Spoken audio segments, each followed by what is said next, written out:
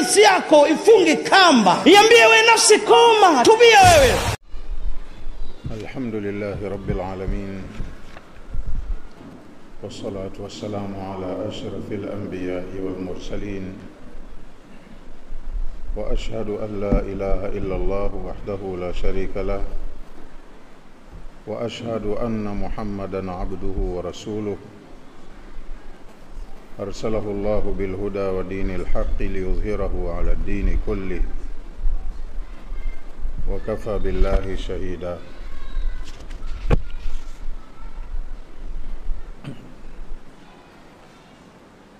Tunaondokea kwenye aya 72 leo, ambayo Allah subhanahu wa ta'ala anasema: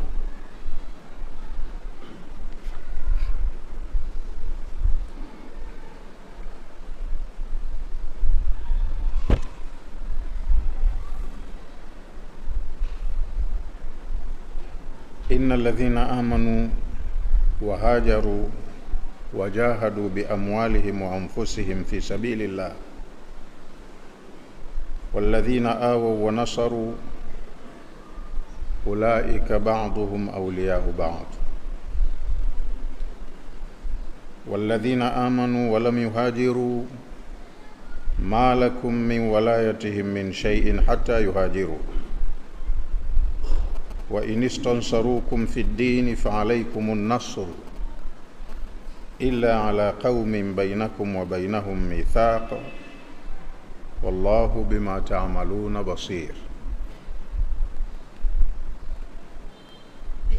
Innal ladhina amanu wa hajaru wajahadu bi amwalihim wa anfusihim fi sabilillah, hakika ya watu walioamini na wakatekeleza agizo la hijra, wakafanya hijra. Wajahadu bi amwalihim wa anfusihim fi sabilillah, na wakashiriki katika jihadi kwa kutumia mali zao na nafsi zao kuipigania dini ya Allah. Hawa wanazungumzwa muhajirin, na muhajirin nao wamegawika kwamba wako muhajirina wa kweli waliohama kwa ajili ya dini, na wengine hawako wa kweli kwenye dini yao. Kwa hiyo vigezo vya kuridhisha kwamba hawa ni kweli wako kwenye dini lazima wakopu na sifa zilizotajwa hapa. Wana imani thabiti, wamefanya hijra, wakaacha nchi yao, miji yao, familia zao, wakahamia Madina kwa kutekeleza agizo la Allah, na Madina hakuko salama. Wajahadu bi amwalihim wa anfusihim fi sabilillahi, wakawa wako bega kwa bega na ndugu zao katika kufanya jihadi ya kuipigania dini ya Allah. Panapohitaji mali wametoa mali zao, panapotakiwa ushiriki wao binafsi wameshiriki ipasavyo. Hawa Allah subhanahu wa ta'ala kawaweka katika sifa ya kwamba hawa ni wafuasi wazuri, raia wema kwenye dola yao hii Darul Hijra Madinatu Munawwara, chini ya uongozi wa Mtume sallallahu alayhi wasallam. Walladhina awaw wa nasaru, hawa ni watu wa aina ya pili, na wale ndugu zao ambao sasa hawa ni wenyeji wa Madina, hawakufanya hijra, wao ndio waliowapokea muhajirin. Awau wamewapokea, wakawapa hifadhi na wakatoa ushirikiano, wakashirikiana nao katika shida na raha. Awau wamewapokea na wakawapa makazi, wanasaru na wakawanusuru ndugu zao waliohama kutoka Maka na kuja Madina. Hawa muhajirina na ansar, ulaika ba'duhum awliya'u ba'd, hawa baadhi yao ni mawali wa wengine. Kuna walaya baina ya muhajirina na ansar.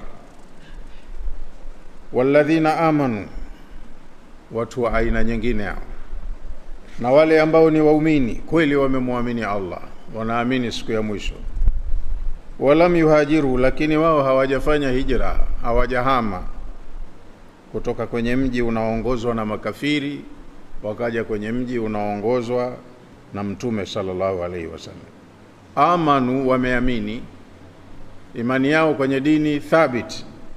Walam yuhajiru, lakini hawajahama, wako nchi nyingine ina uongozi mwingine.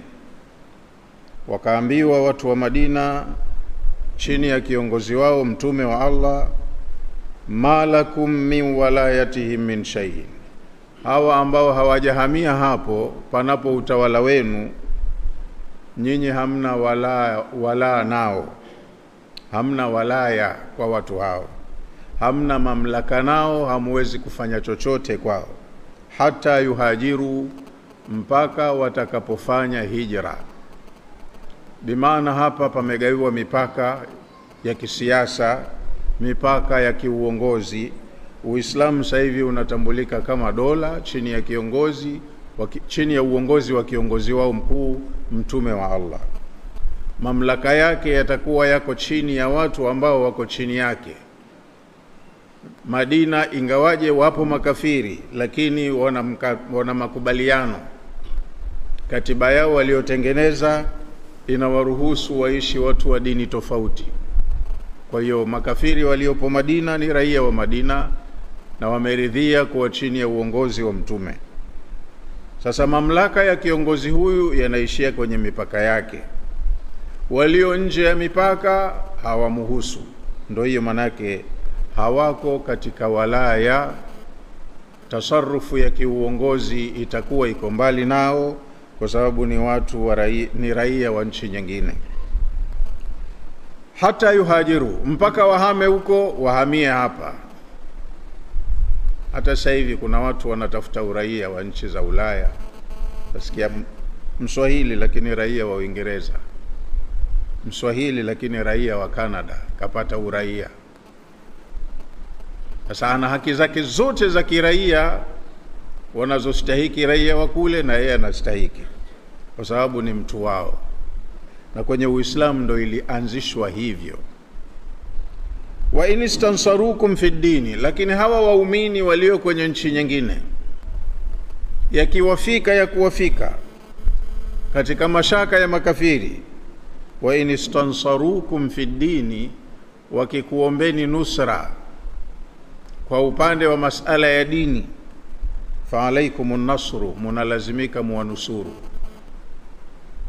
Maana mtu wa kisilimu kwenye nchi ya kikafiri kama ilivyokuwa Maka habaki salama, ataadhibiwa, ataharibiwa maisha yake, atadhulumiwa mali zake, na wakati mwingine hata apoteze viungo vya mwili, awe mlemavu na alikuwa yuko salimul a'dha.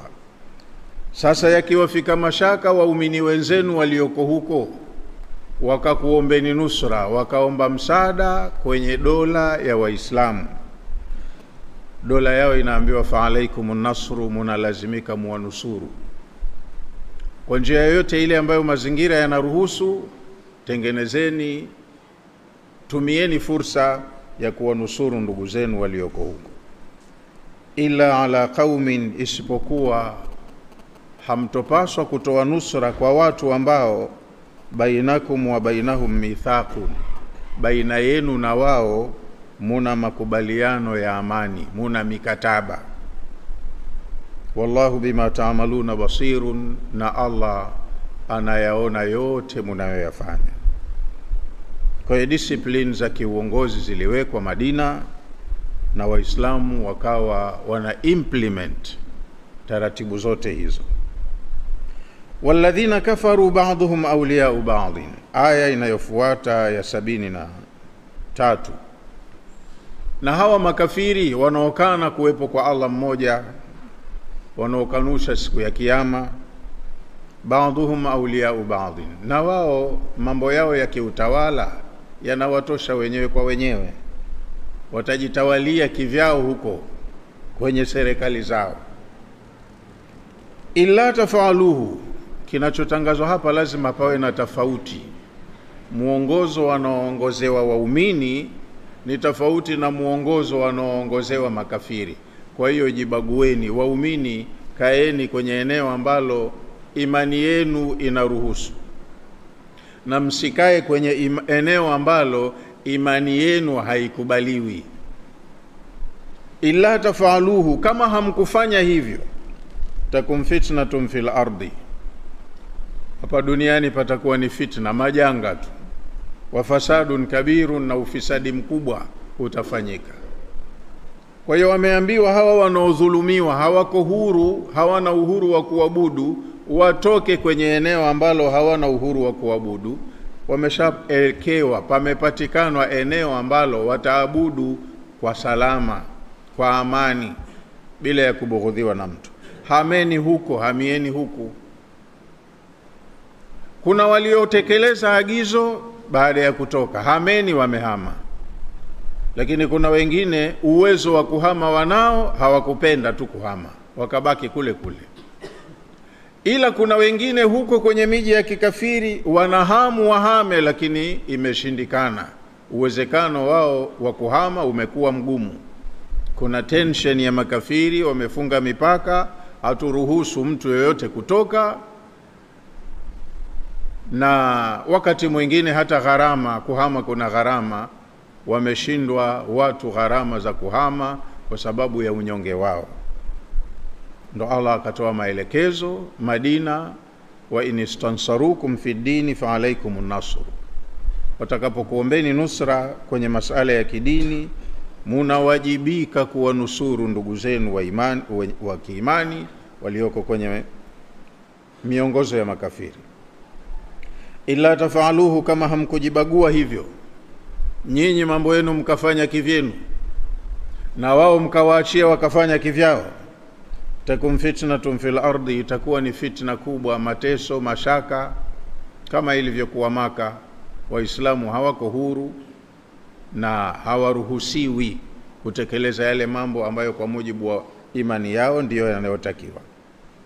Kwa hiyo inakuwa ni fitna, wa fasadun kabir, na ufisadi mkubwa, uharibifu mkubwa utapatikana kama hamkutengeneza nidhamu hii ya kwamba nyinyi mjitawale wenyewe, muwe na uhuru wa kuabudu, na makafiri muachie wajitawale wenyewe kwa nidhamu yao ya kikafiri, wawe huru katika maeneo yao, msiobughudhi.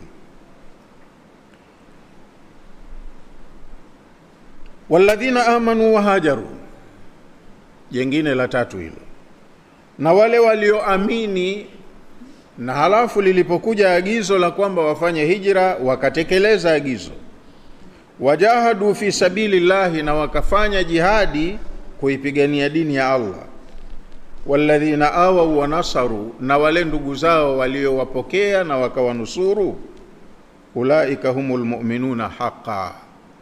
Allah anapoita waumini, hawa ndio waumini wa kweli, waliohama wakaacha miji yao, mali zao, familia zao, wakahamia Madina. Na wale wa Madina waliowapokea ndugu zao na wakawanusuru kwa ajili ya Allah, ulaika humul mu'minuna haqqan, hao ndio waumini kweli.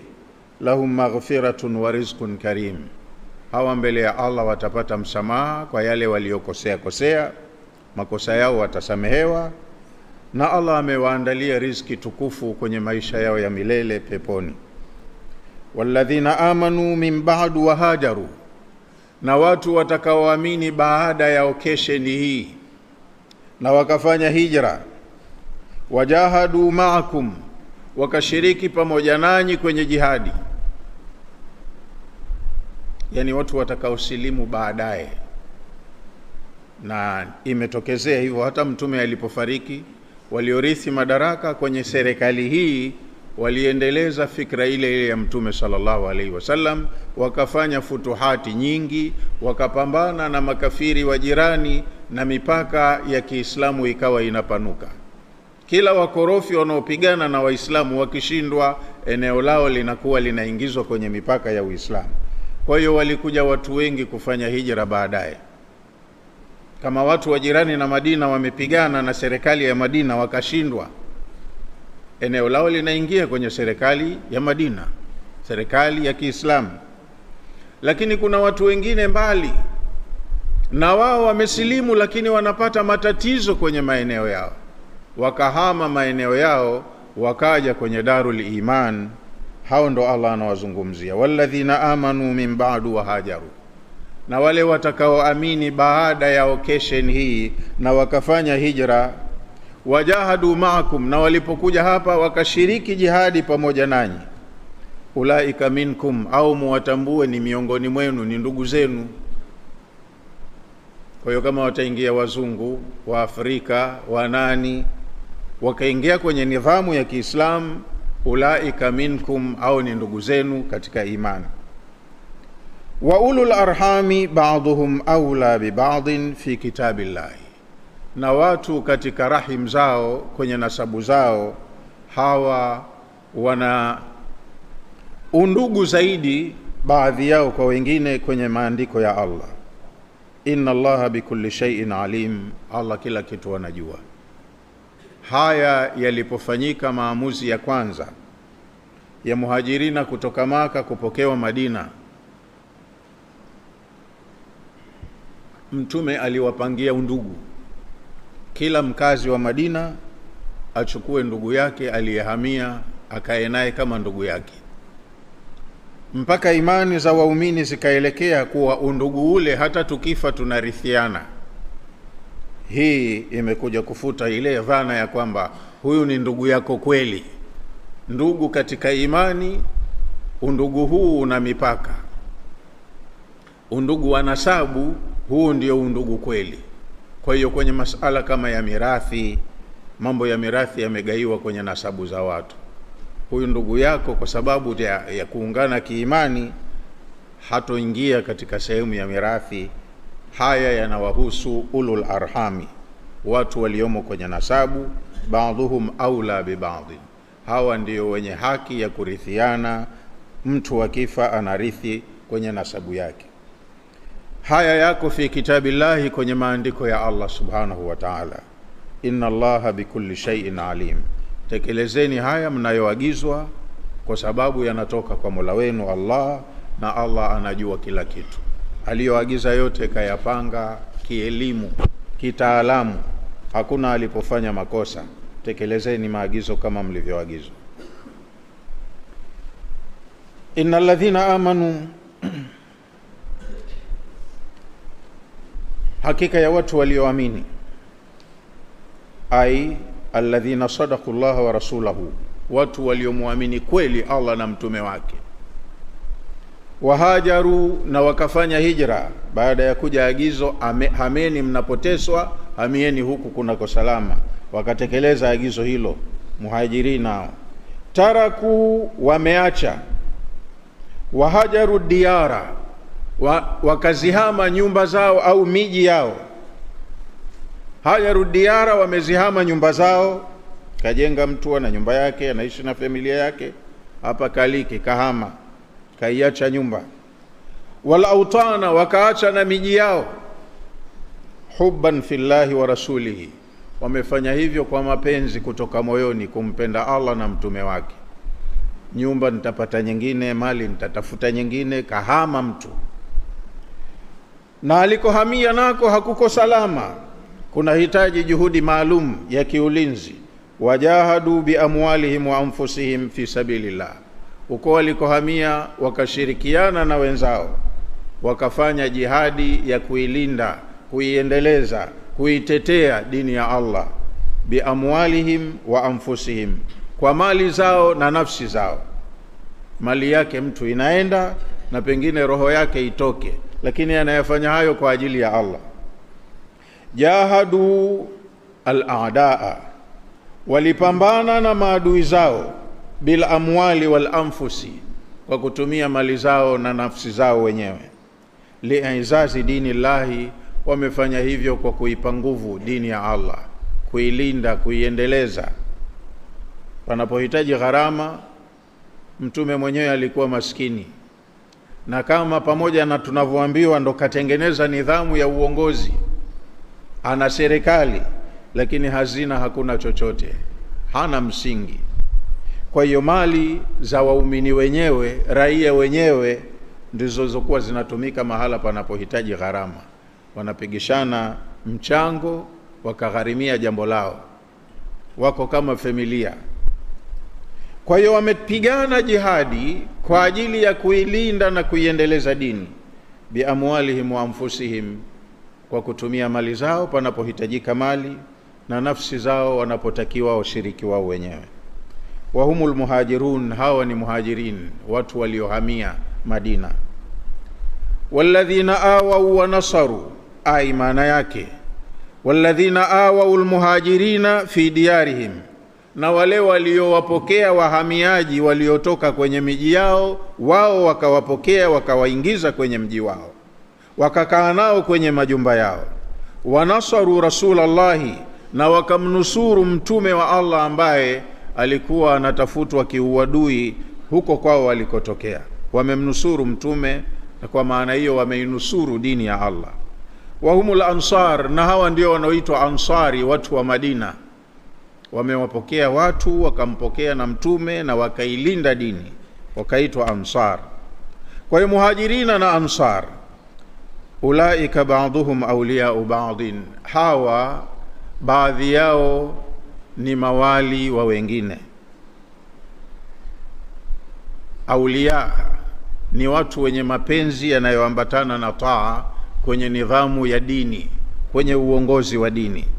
Kama nchi yao sasa itakuwa iitwe nchi, basi hawa wana haki za kiuraia, ni ndugu, wana jukumu moja, wasitengane, wasibaguane. Ulaika almawsufuna bisifati alfadila, hawa waliosifiwa na sifa tukufu kama hizi, ba'dhuhum awliya'u ba'dhin, ndio wenye haki ya walaya, baadhi yao wenyewe kwa wenyewe. Wana haki ya uraia na wanastahiki kulindana, kushirikiana, kunusuriana fi nusrati wal irthi. Wana haki ya kupeana nusra, kulindana, wal irthi, hata na urithi pia. Wanasaidiana. Waliotoka Maka wengine wamekuja hawana chochote, hata mali senti hana mtu, na anahitaji kuishi. Kwa hiyo wenyeji ndo wamuwezeshe kuishi. Walihadha, na kwa sababu hii, baada ya kuja agizo hili kutoka kwa Allah, akha sallallahu alayhi wasallama baina almuhajirina wal ansari, mtume aliwatengenezea undugu baina ya muhajirina na ansari. Akaambia kila mwenyeji achukue mgeni mmoja akae naye kama ndugu yake. Hatua za awali ilikuwa hivyo. Walladhina amanu wa lam yuhajiru, na wale waliokuwa ni waumini wa dhati lakini hawajafanya hijra, wamebaki huko kwenye nchi ya kikafiri, wanasumbuka tu, kuhama imeshindikana au hawajawa tayari kuhama. Walladhina amanu wa lam yuhajiru, na wale ambao ni waumini, mnajua kweli fulani kasilimu lakini hajataka kuhamia huku. Amanu wa aqamu bimakka, wameamini kumuamini mtume, wakamuamini Allah, wanaamini Uislamu ndio dini ya haki, lakini bado wamebaki Maka, nchini kwao. Falam yuhajiru ila almadina, hawajatekeleza agizo la kuihama Maka wakahamia Madina. Hao walioko Maka, malakum min walayatihim min shay, hamna haki yoyote ya kiuongozi, ya kiuraia ambayo wanastahiki kupata kutoka kwenu. Au ni raia wa nchi nyingine, na ukiingilia mambo ya nchi nyingine, yani unatengeneza vita. Kwa hiyo madamu wako huko kwenye mamlaka nyingine, musiingilie mambo ya mamlaka nyingine, waachieni hata yuhajiru, mpaka watakapohama. Wakifaulu kuchomoka kule wakaja huku, ni ndugu zenu na mna haki ya kuwahami. Haki zote za hapa wanastahiki wapewe, wahamie hapa, lakini hamuwezi kuwapa haki wakiwa huko kwenye nchi nyingine. Mtakuwa mnaingilia mambo yasiyowahusu, mambo ya mamlaka nyingine. La irtha bainakum wa bainahum, hata kama ni ndugu yako baba mmoja mama mmoja, pakitokezea kifo cha mzee, hamna haki ya kurithiana baina ya nyinyi na wale. Ni mambo yanaenda katika nidhamu ya uongozi. uongozi wa hapa na wa kule tofauti, kwa hiyo hamurithiani. Kama ndugu yako yuko kule kaamini, lakini hajahama kuhamia hapa, haki za hapa atazikosa. La irtha bainakum, hapana urithi baina yenu waliohama na ambao hawajahama. Wala walaya, wala hawana zile haki za msingi za kiraia. Wako kule na nyie mko huku. Hata yuhajiru, mpaka na wao wafanye hijra waje hapa. Yuhajiru min baladil kufri, wafanye hijra kutoka kwenye mji unaoongozwa na makafiri waje hapa kwenye mji ambao unaongozwa Kiislamu, ndio watapata haki za hapa. Haki za hapa kwa kule hawezi kuzipata. Wa inistansarukum, lakini pamoja na yote watakapokuombeni nusra fi dini, kwenye masala ya dini, fa alaikumun nasru, mutawajibika muwape nusra. Yani wa in talabu minkumun nusrata, wako kule kwenye mji wa kikafiri lakini wakaomba kutoka kwenu nusra, liajli i'zazi dini, kwa ajili ya kuipa nguvu dini, fa alaikum an tansuruhum, mutalazimika muwanusuru, ala aadaihim, dhidi ya maadui zao, liannahum ikhwanukum, kwa sababu pamoja na hii tofauti ya uraia, wale kiimani ni ndugu zenu. Kwa hiyo hatua za kidiplomasia zitachukuliwa. Bwana wewe fulani, huko kuna raia wetu lakini huwatendei haki, tukae kwenye meza tuzungumze, ili hao watu wapate haki zao, wapate salama yao, wawe huru. Hatua za kidiplomasia zitafanyika. Hata kwenye Uislamu ziko. Tunakaa kwenye meza kuyajadili masala fulani. Mjadala unaweza ukazaa kheri, tukakubaliana jambo 1 2 3. Kama kuna mashaka yalikuwa yanawafika, tukakubaliana msiwapatie hayo mashaka, mmewanusuru ndugu zenu. Wanaweza kubaki kule lakini mmewasaidia kuwaondoshea shida fulani. Au ikipatikana jeuri ya hao watawala mliokaa nao mezani kuzungumza, hawakujibu kiungwana, wakaja na shari, mkaingiana vitani, mtalazimika kuingia vitani kwa sababu ya kuwanusuru walioko kule. Vita hiyo ikizaa kheri, mkiwashinda, na lile eneo mnalichukua, kama alivyosema Bilqis, mfalme wa Sheba, innal muluka idha dakhalu qaryatan afsaduha, watu wenye mamlaka kwenye mamlaka zao wakiivamia nchi ndogo, wakiishinda, huiharibu hiyo nchi.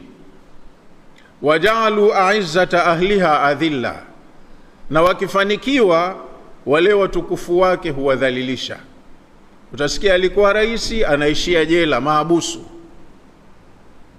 au mwingine mpiganaji kauawa kwenye mapigano, alimradi nchi itavurugika.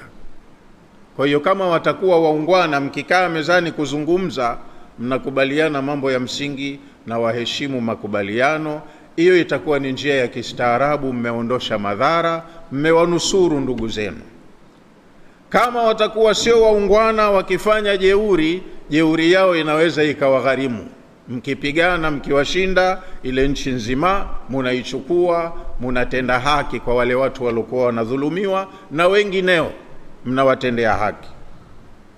Ila ala qaumin, isipokuwa haya msiyafanye kwa watu ambao bainakum wa bainahum mithaqun, msiwanusuru watu ndugu zenu ambao wako kwenye nchi ambayo viongozi wake mna mkataba wa amani nao. Hii hikma yake ni kwamba nyinyi Waislamu hamtakiwi muwe wa mwanzo kuvunja mikataba. Mmeambiwa muheshimu mikataba. Ya ayyuhalladhina amanu awfu biluqudi, enyi waumini heshimuni mafungamano ya makubaliano yenu, mikataba yenu. Kwa hiyo kama kuna nchi mlitiliana saini, tuwe warafiki, tusigombane, tusifanye hivi. Alafu mkisikia kuna zengo limetokea, basi nyinyi msije mkafanya kitu kikawa ndo wa kwanza kuvunja ule mkataba. Heshimuni mikataba. Lakini mahusiano ya kidiplomasia yatachukua nafasi yake. Mtazungumza, na mnaweza mkafikia mahala muafaka. Kama kulikuwa na madhara fulani, angalau yakapungua nguvu. Illa idha stansarukum, isipokuwa msitoe ushirikiano watakapokuombeni nusra, ala man, kwa mtu ambaye bainakum wa bainahum ahdun, baina yenu na wao kuna makubaliano hayo ya amani, wa muhadana, muna mkataba wa maridhiano. Fala tuainuhum alaihim, siwasaidie. Yani kuna watu wameomba msaada, lakini hawa watu wako kwenye eneo ambalo viongozi wake tuna makubaliano ya amani. Kwa huko msitoe msaada, italeta picha mbaya kwamba nyinyi ni watu wagomvi, hamna ahadi, mtajivunjia heshima yenu. Heshimuni mkataba. Wallahu bima ta'maluna basirun, lakini Allah anaona yote mnayoyafanya. Yote yanayojiri katika dunia hii Allah anayaona, na haitoshi, haishi kuyaona tu, na mwenyewe ana yake anafanya, huwa anachukua hatua. Ai maana yake, wallahu raqibun ala a'malikum, Allah haya matendo yenu yote anayafuatilia. Fala tukhalifu amrahu, hataki kuona nyinyi waislamu ndo wa kwanza kukhalifu amri zake. Akisema acha, acha. Fanya, manake ufanye.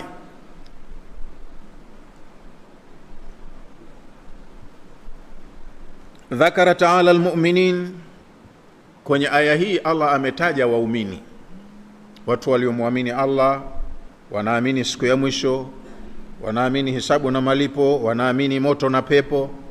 Waumini kawataja kwenye aya hii. Waqasamahum ila 3 aqsamin, halafu akawagawa makundi matatu. Waumini wote, lakini Allah amewagawa makundi matatu. Almuhajirin, kuna kundi la muhajirin, wahamiaji hao. Wal ansari, akawaweka na ansari, wale ambao wahamiaji ndo wamehamia kwao. Alladhina lam yuhajiru, na wengineo ni waumini lakini hawajafanya hijra, wamebaki kwenye miji ya kikafiri. Makundi matatu. Fabada bil muhajirin, ameanza na muhajirin, liannahum aslu lislami, kwa sababu Uislamu umeanza kwao, umeanza Maka, ingawaje kwenye ushindani mkali, na mtume kapewa utume kwao, machungu mengi wameyaonja pale kwao. Wakad hajaru diyara, hawa watu walilazimika baada ya kupewa agizo wahame majumba yao, wahame mji wao walipozaliwa, wanapapenda, wamewekeza, kuna sababu zao za maisha, wamelazimika wahame kwa ajili ya Allah. Hajaru diyara wal autana, wamehama majumba yao na wakahama nchi yao. Ibtigha ridwanillahi, wamefanya hivyo kwa kutafuta radhi za Allah. Nyumba na hama na iacha, mali haya, Allah ataniruzuku nyingine. Akaondoka mtu kwenye mazingira magumu kwa ajili ya kutaka radhi ya Allah. Wathanna bil ansari, nafasi ya pili Allah akawataja waumini ansari, wenyeji wa Madina.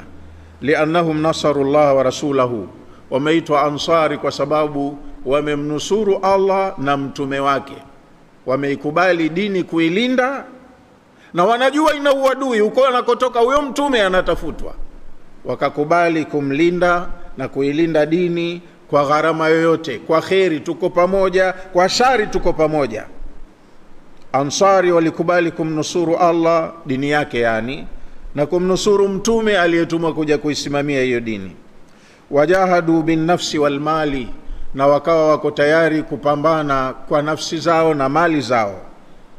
Waja'ala baina almuhajirina wal ansari alwalaya wan nusrata, na Allah kwenye aya hii amejalia baina ya muhajirina na ansari walaya, ule undugu wa kiraia, wan nusra, na haki ya kunusuriana, kulindana. Thumma dhakara hukma almu'minin, halafu Allah akataja hukumu ya waumini alladhina lam yuhajiru, wako kwenye miji yao kwenye nchi za kikafiri, waumini lakini hawajahama bado, wameambiwa hapa ondokeni, hawajaondoka.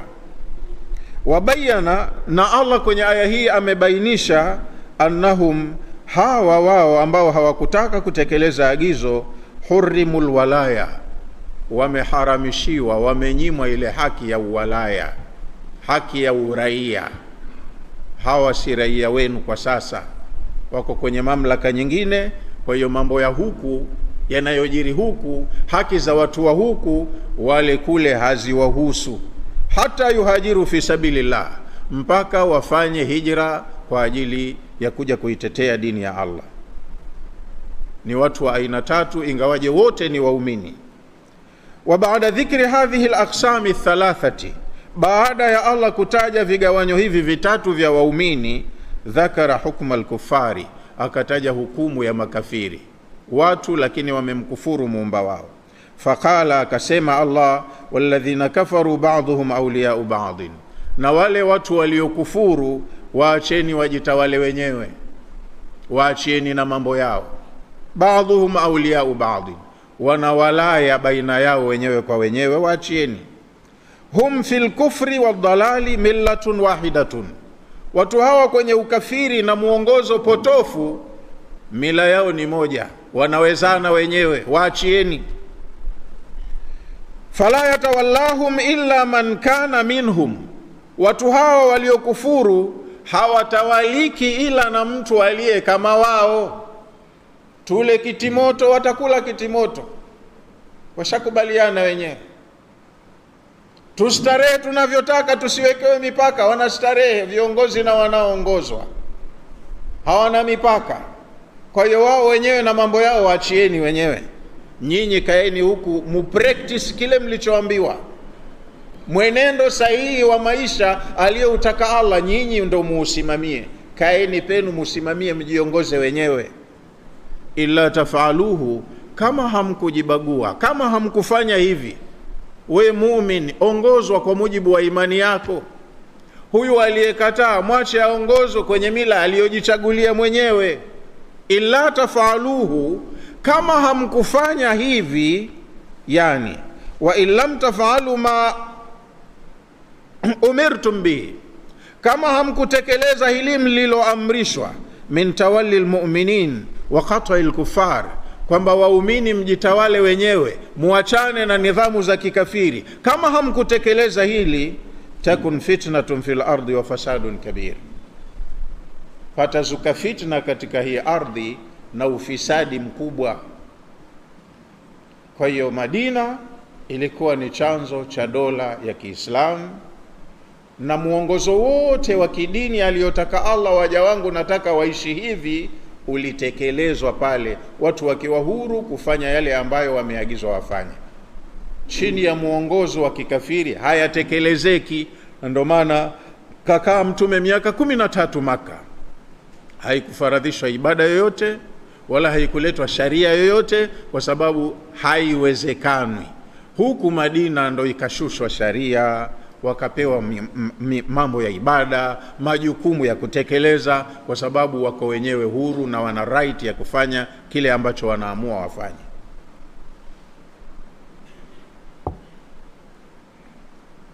Illa tafaluhu, kama hamkujibagua kama mlivyoelekezwa, takum fitnatun fil ardi, itakuwa ni fitna katika hii ardhi, wa fasadun kabirun, na ufisadi mkubwa. We muumini umeajiriwa kazi na kafiri, adhana unaisikia, kafiri anakuambia kwenye kazi yake, sitaki uveketi office kwa sababu ya mambo yako ya kipumbavu.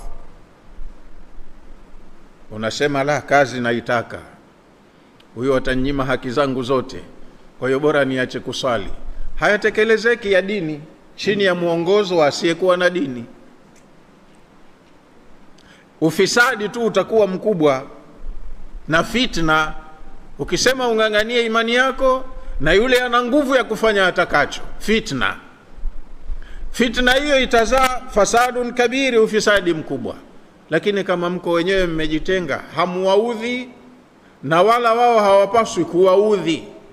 Wakifanya maudhi ndo mmepewa right ya kujilinda. kama hamkujibagua, tuhsalu fil ardi fitnatun, itapatikana fitna kubwa katika ardhi, azimatun, tena ni kubwa, wa mafsadatun kabira, na maharibiko makubwa yatapatikana. Lazima mjiengue, mkae mbali na muwe na nguvu ya kujilinda, maana hata mkijitenga hawa watataka wawaharibie tu, wawaangamize tu. Muwe na nguvu ya kujilinda kama aya za nyuma huko zilivyotuelekeza. Tumepita huko aya Allah anasema wa'aidu lahum mastata'tum min quwwa wa min ribatil hayl wa min ribatil khayl turhibuna bihi aduwallahi wa aduwakum, na nyinyi msikae kizembezembe, andaeni nguvu ya kiulinzi kama vipando, silaha, mafunzo na vitu vingine, ili mkiwa mna nguvu yenu itawatisha hawa maadui zenu, watataadabu. Imekuja agizo hilo kwa watu ambao wameinitiate dola yao wenyewe, wanajiongoza wenyewe. Wakikaa kizembe watavurugwa kweli. Kwa hiyo wajiboreshe, wawe makini, wajiendeleze, wawe wana nguvu sawa na wale mahasimu zao, au wawazidi nguvu, wao ndo watapata heshima. Liannahu, utapatikana uharibifu mkubwa na fitna kubwa, kwa sababu tartibun ala dhalika quwwatul kuffari. Liannahu, kwa sababu msipojitenga na mkatengeneza nguvu ya kujilinda, yataratabu ala dhalika quwwatul kuffari, nguvu ya kafiri hapo itakuwa kubwa na itatawala. Hata mkijitenga, nguvu ya kafiri itatumika kuwaangamiza. Wa dhafil muslimin, na Uislamu utakuwa siku zote unadhoofika. Kafiri atakuwa juu kama ilivyo sasa dunia nzima.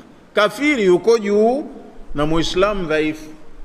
Popote, hata vijijini, wakionekana wawili watatu wana nguvu ya kusema wakasikilizwa, wanafundisha mafunzo yakafahamika, wataandamwa wauawe huko. Sasa unyonge huu mpaka lini? Ndio wameambiwa watu na wao wajiboreshe, wajipange. Thumma ada, halafu aya zinazofuata zikarudi, bidhikri wa thanai, kwa kutaja na kusifia alal muhajirina wal ansari, huwasifia muhajirina na ansari pamoja kwenye aya inayofuata.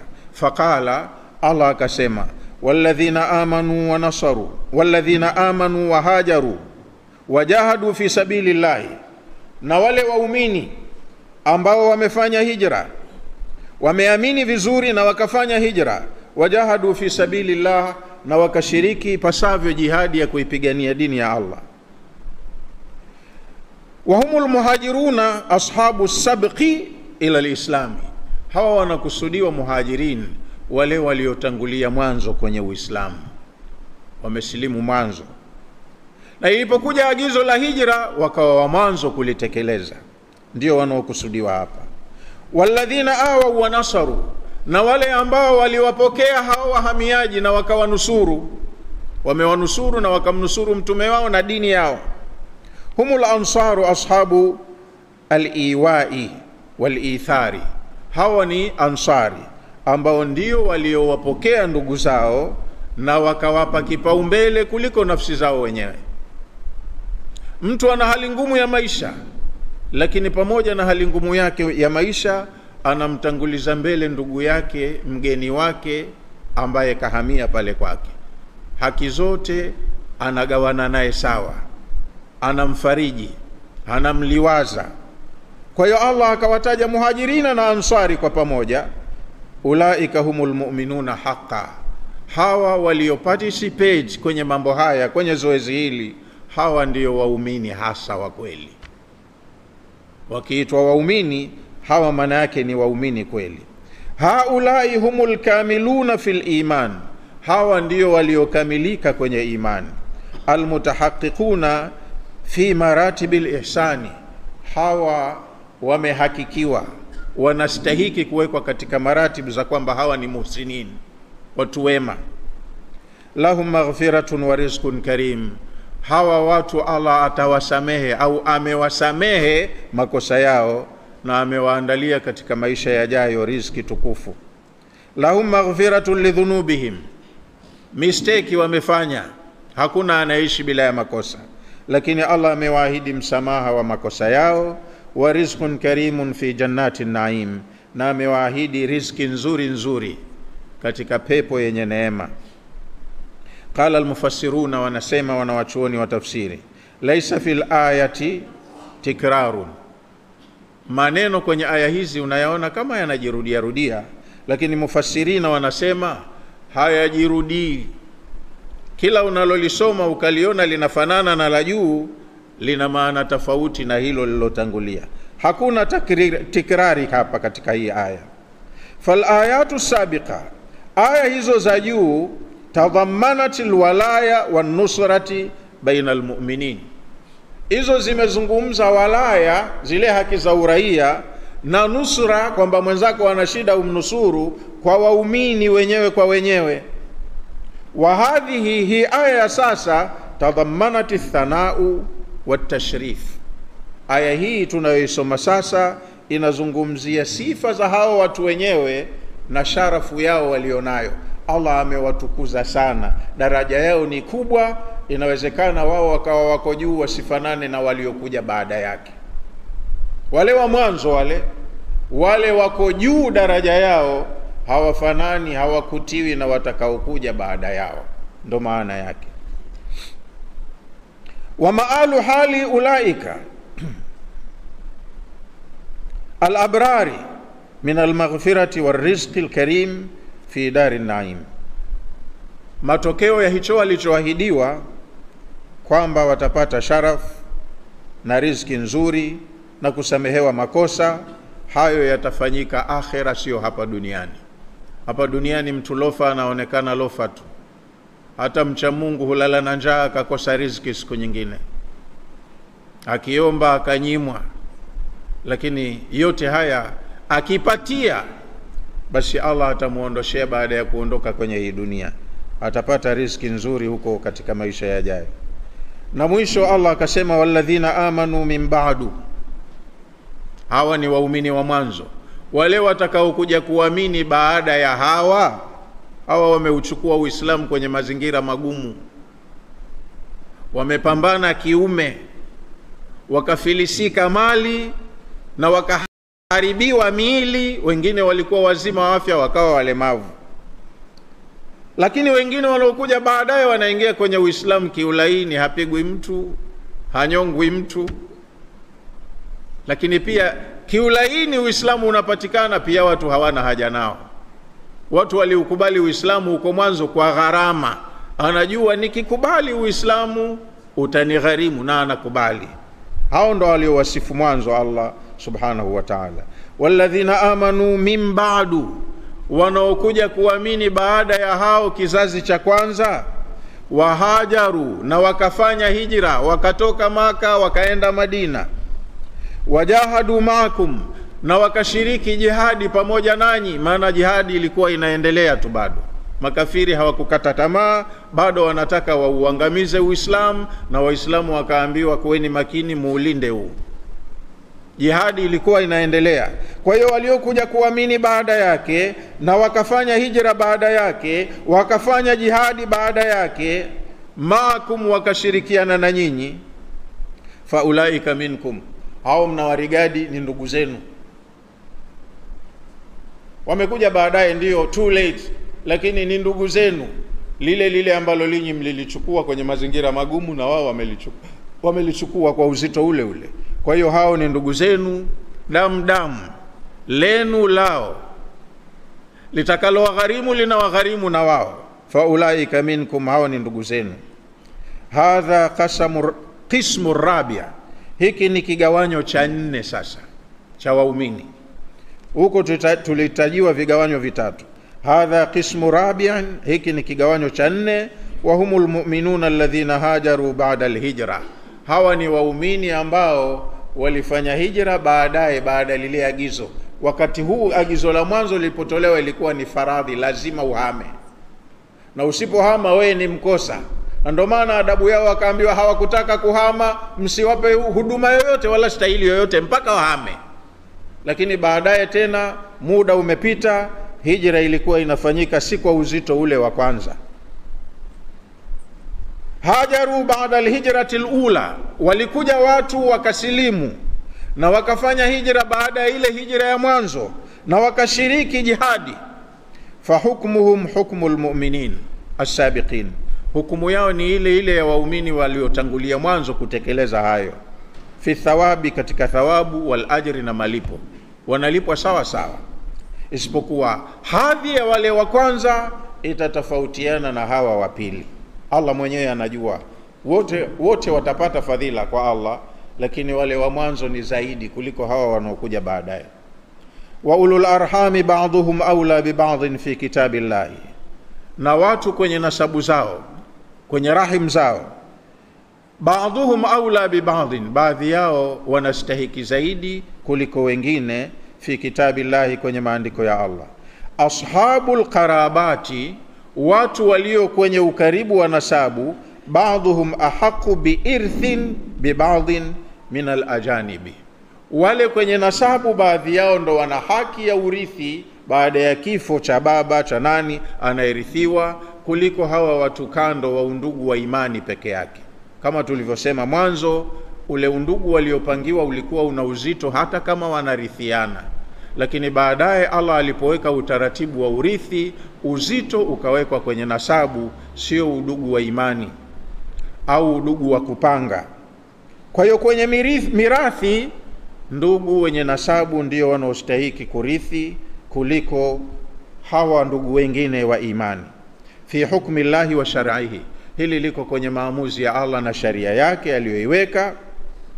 Qala ulama, wamesema wanawachuoni, hadhihi nasikhatun liirthi bilhalafi, aya hii imekuja kufuta ile aya iliyoweka urithi wa watu waliopanga undugu wakaapishana, mimi na wewe ni ndugu tunarithiana. Hii ndio imekuja kufuta yale ya mwanzo. Kulikuwa kuna urithi wa watu wanaokiapo cha kutengeneza undugu, wanakubaliana tuwe ndugu, haya wanarithiana. Wal-ikha, au ule undugu wa udugu waliopangiwa baada ya hijra. Mwisho Allah akamalizia kwa kusema inna Allaha bikulli shay'in alim, haya yote ni maamuzi ya Allah, kayapanga kwa ilmu yake, na Allah anajua kila kitu. Kwa hiyo nyinyi tekelezeni mlichopangiwa. Inna Allaha ahata bikulli shay'in ilma, Allah amekizingia kila kitu kwa elimu, kwa utambuzi wake. Fakullu ma shara'ahu Allahu hikmatun wa sawabun wa salahun, kila ambacho Allah amekipanga kina hikma maalum, na hicho kiko sawa sawa na kina faida na maslahi kwa waliopangiwa. Liman kana lahu qalbun, haya yanakuwa yanaeleweka hivyo kwa yule mtu mwenye moyo unaoelewa, au alqasama wa huwa shahid, au kasimuliwa akatega sikio na akawa yuko hadhir kuzingatia alichokisikia. Wa huwa khatmun lisurati fi ghayati albaraa, sura imemaliziwa hivyo kwa uzuri ulioje wa maneno. Wallahu a'lamu, wa salamu alaykum wa rahmatullahi wa barakatuh.